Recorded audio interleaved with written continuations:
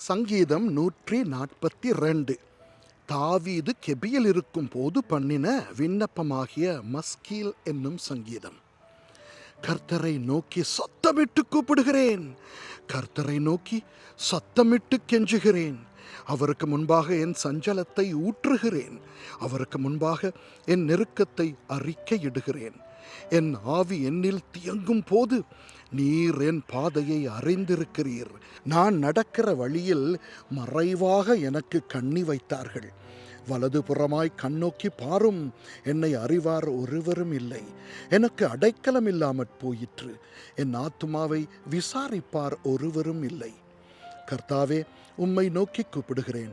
நீரே என் அடைக்கலமும் ஜீவனுள்ளோர் தேசத்திலே என் பங்குமாயிருக்கிறீர் என்றேன். என் கூக்குரலுக்கு செவி கொடும். நான் மிகவும் தாழ்த்தப்பட்டேன். என்னை பின் தொடர்கிறவர்களுக்கு என்னை தப்புவியும். அவர்கள் என்னிலும் பலவான்களாயிருக்கிறார்கள். உமது நாமத்தை நான் துதிக்கும்படி என் ஆத்துமாவை காவலுக்கு நீங்களாக்கிவிடும். எனக்கு நீர் தயவு செய்யும் போது நீதிமான்கள் என்னை சூழ்ந்து கொள்ளுவார்கள். ஆமென்.